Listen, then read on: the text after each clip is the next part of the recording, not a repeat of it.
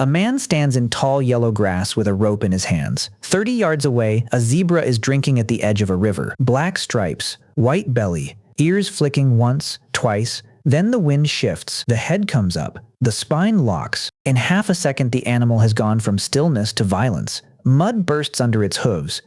If the man gets close enough to grab it, the zebra can bite. If he traps it, it can spin. If he corners it, it can kill him. Which raises a strange question. Why did ancient humans never domesticate zebras? Because at first glance, zebras look perfect for it. They are large, strong, fast. They live in herds. They eat grass. They stand out in the open, right beside human societies that were very good at turning wild animals into property. Humans domesticated cattle, sheep, goats, pigs, horses, camels, and in some places even reindeer. So why not the animal that looked most like a horse? But never zebras, not because nobody needed them, not because nobody saw them, and not because nobody tried. People did try. There are photographs from the 19th century of zebras pulling carriages in Europe. Rich men loved the idea. A striped team in harness looked exotic, expensive, faintly imperial, and most importantly, like somebody else's problem. Some zebras were ridden. Some were hitched to carts. Some were crossed with horses or donkeys to make hybrids, and yet none of that became normal. No zebra ranches, no zebra cavalry, no striped plow animals pulling through fields across Africa. Eventually, every attempt ran into the same problem. The zebra was still a zebra, and to understand why, you only need three things. First, taming is not domestication. Second, zebras grew up in a far worse neighborhood than horses did. And third, ancient people were not looking for interesting animals. They were looking for animals worth the trouble. Start with the first one. A tame animal is an individual. A domesticated animal is a population. That sounds technical, but it changes everything. You can tame a single wolf. That does not give you dogs. You can train a single elephant. That does not give you a domestic species. And you can absolutely, under the right conditions, force a single zebra to tolerate a harness, a rider, or a human standing a little too close. But that is not the same as domestication. Domestication means generation after generation under human control. The calmer animals breed. The more dangerous ones do not. Over time, the species itself begins to change. It becomes easier to handle, easier to confine, easier to breed, easier to trust. That is what happened with horses. And horses are really the key to this whole story, because zebras are not mysterious on their own. They only seem mysterious because they look like striped horses. So the real question is not just why zebras failed, it is why horses succeeded. Wild horses were not gentle. They were big, nervous prey animals with powerful legs and an excellent reason to distrust anything with hands. Early horse domestication was almost certainly dangerous, messy, and full of injuries. But horses had one enormous advantage. When frightened, a horse usually wants one thing: to run. That does not make horses safe. A panicked horse can trample you, throw you, crush you against a wall, or bolt into something stupid at lethal speed. But running is still a simpler problem than fighting. And zebras do both. A horse usually solves fear by running away. A zebra often solves fear by making you go away. That difference sounds small until you imagine the actual work of domestication. To domesticate an animal, you have to catch it, confine it, breed it, move it, separate it from the herd, treat its injuries, and handle it over and over again. Ancient people had to do all of that without steel fencing, tranquilizers, antibiotics, sedatives, trucks, or modern veterinary care. Now take a horse and make it meaner, faster to panic, quicker to bite, and much more willing to kick through the problem. That gets you a lot closer to a zebra. Zebras evolved in one of the harshest predator environments on Earth. Lions, hyenas, leopards, wild dogs, crocodiles at river crossings. For millions of years, anything slow, trusting, or easy to corner got removed from the gene pool. So zebra behavior makes perfect sense. They are hyper-alert because hesitation gets you eaten.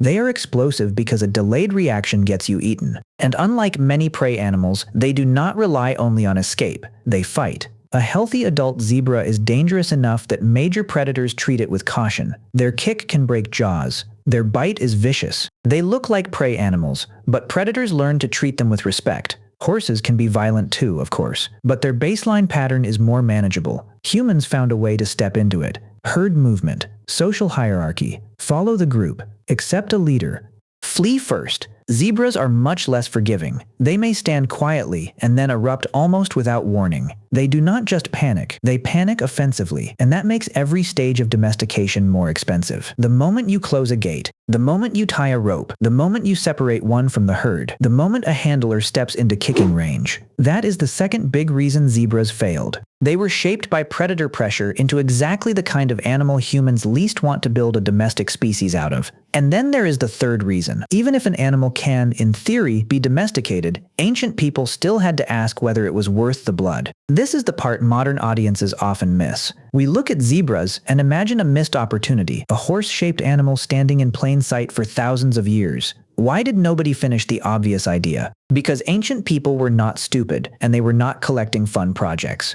Domestication is a brutal economic gamble. Every attempt costs labor. Every injury costs labor. Every generation costs labor. That only makes sense if the species starts giving something back fairly early. A little more control, a little more safety, a little more usefulness. Zebras mostly gave people reasons to stop. And this is where the failed experiments matter, because they show the problem in miniature. When Europeans moved through Africa, zebras looked tempting for an obvious reason. Imported horses and cattle often died of local diseases, especially in regions shaped by the tsetse fly. Zebras did not. They were native. They were hardy. They already knew how to survive there. So people thought, perfect. If horses die and zebras live, use zebras. And some individuals were trained. Lord Walter Rothschild famously drove a carriage pulled by zebras through London. Other people managed to saddle them, harness them, and in a few cases even cross them with other equines to produce zebroids. From a distance, it looked promising. Up close, it was the same old story. The animals were unpredictable, aggressive, difficult to handle, difficult to trust. Every success depended on exceptional effort with exceptional individuals, not on a species that was naturally sliding toward domestication. That is a dead end, because useful domestic animals cannot be rare miracles. They have to be repeatable. If every new zebra has to be captured individually, restrained individually, broken individually, and watched like a loaded weapon, then you have not solved the problem. You have just created a very expensive hobby. This is why taming is such a trap in this conversation. People hear that a zebra pulled a carriage and think, well, there you go, it worked. But it did not work in the way that matters historically. A domestic species should get easier over time. It should reward the process. It should begin to meet humans halfway, or at least 1/4 of the way, before too many handlers lose fingers. Zebras never really did that. And once you see the question from the perspective of ancient people, the answer becomes obvious. Suppose you are trying to build a reliable stock of large animals. You could invest in cattle, goats, sheep, donkeys, or horses where they are available. Or you could invest in an animal that startles harder, fights harder, resents confinement more, and offers a worse return on every hour of risk. One path leads toward a herd, the other leads toward a funeral. That choice does not require modern science. It requires experience. And ancient humans had plenty of that. African societies knew zebras intimately. They hunted them, watched them, avoided their kicks, and saw what happened when they were cornered. If zebras had been good candidates, somebody would have noticed long before Europeans arrived with cameras and carriages. The reason no civilization built itself on zebra labor is not lack of imagination. It is repeated contact producing the same conclusion over and over again.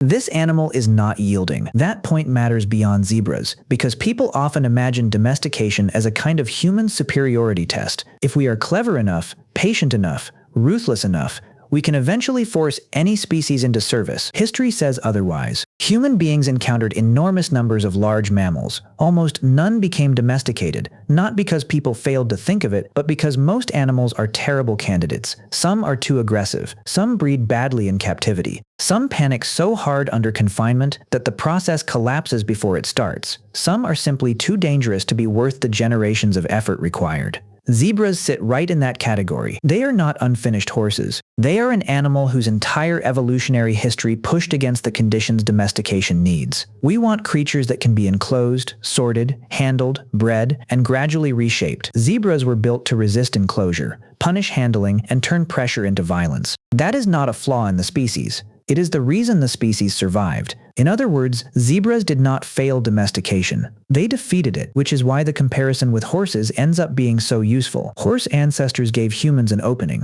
A dangerous opening, but still an opening. Enough social flexibility, enough tolerance, enough behavioral patterns that could be redirected instead of fought at every step. Zebras closed that opening almost immediately. They looked close enough to horses to tempt people. Then they behaved like zebras. And once people learned that lesson, there was no reason to keep learning it the hard way. Yes, with enough money, enough technology, enough controlled breeding, and enough time, a modern society might be able to push zebra populations towards something more domesticated. But that is not the question. The question is why ancient humans never did. And the answer is that domestication only works when the animal becomes easier faster than the humans lose patience, labor, and blood. Horses crossed that line. Zebras never crossed it. They were powerful enough to tempt people, social enough to mislead people, and horse-like enough to keep the fantasy alive. But when the rope tightened, the old logic came rushing back. This was not an animal shaped for obedience.